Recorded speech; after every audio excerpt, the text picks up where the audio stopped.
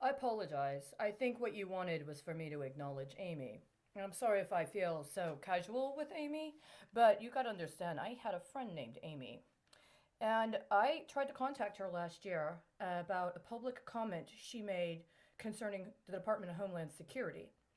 And I was obstructed from being able to communicate with her. And I believe that somebody altered my emails to make it seem as if she had contacted me. And the problem is that it was at least the fourth time in the last 5 years that she responded in a manner very similar to how other former friends of mine allegedly responded via email. And the implication is that I don't know what you're talking about. Can you give me more information? Or, I'm sorry, I'm out of office for this amount of time. Contact me later. Or both.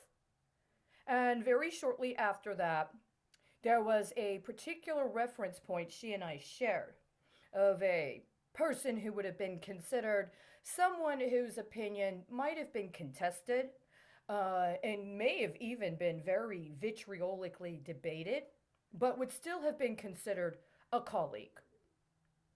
And I attempted to find publicly accessible information about him online. This man was a Jewish person. Whether or not he went to shul is not my concern.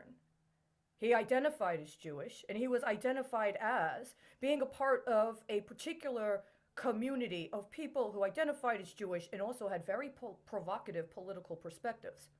But after I found his body of work online, an archive of his, and I began reading it, all of a sudden, all of the reference points associated with him were no longer Jewish. He had been Christianized.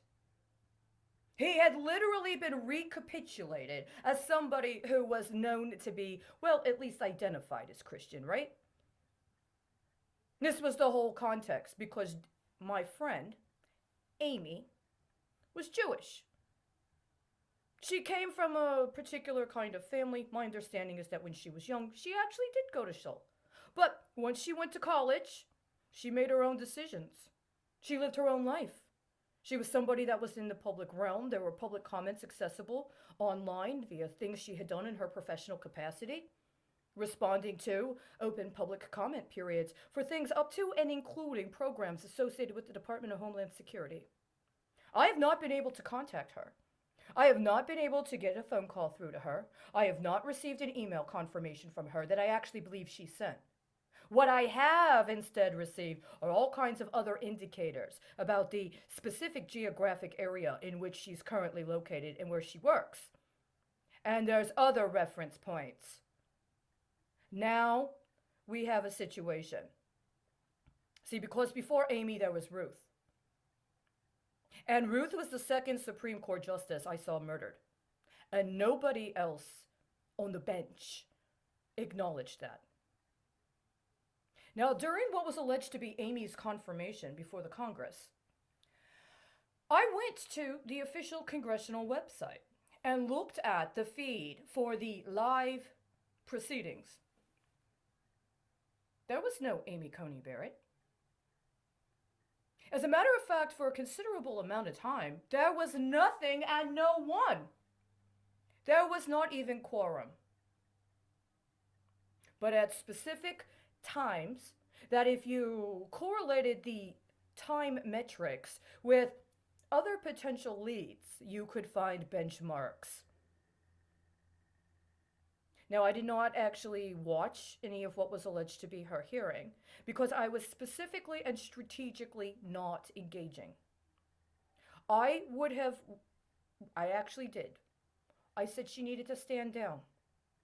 I said it was inappropriate for her to be going through with a rushed confirmation proceeding to become a Supreme Court justice before there had been a resolution concerning the circumstances around the alleged death of Ruth Bader Ginsburg. Because what I understood was happening explicitly was a Christian conversion. That it was literally about promoting Amy Coney Barrett as a Catholic on the Supreme Court, replacing the Jew. I can't accept that.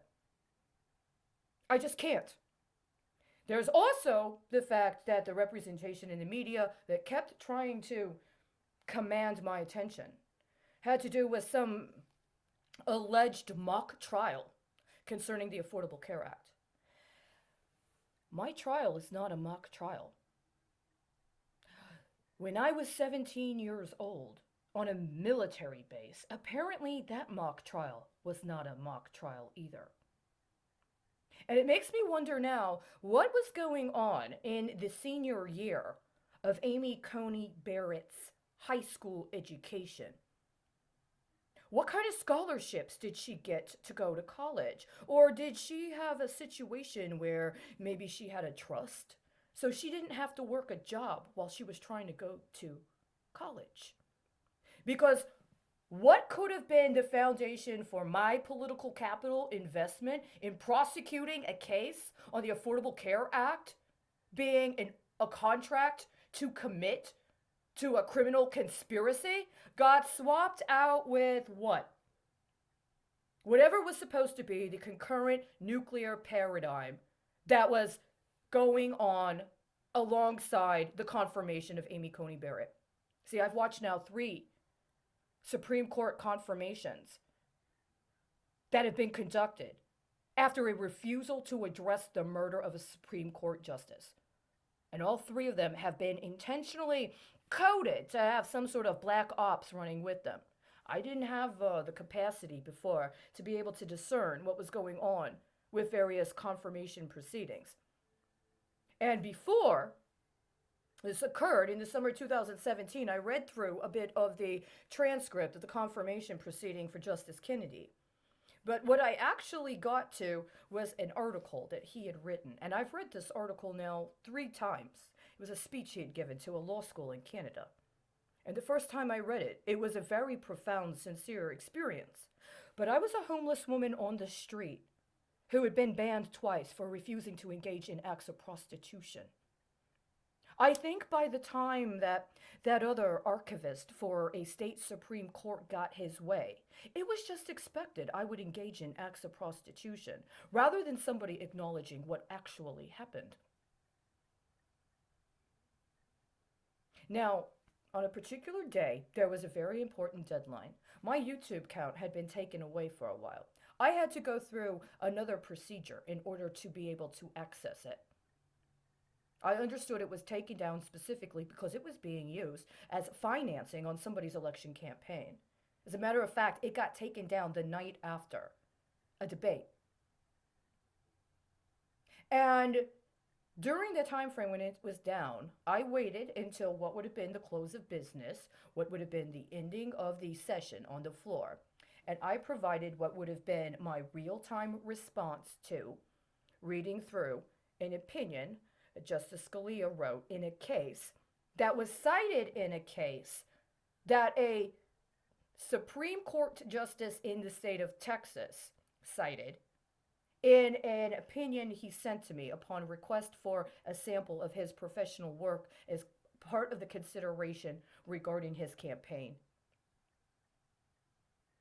I did it live, real time. Who I would have been.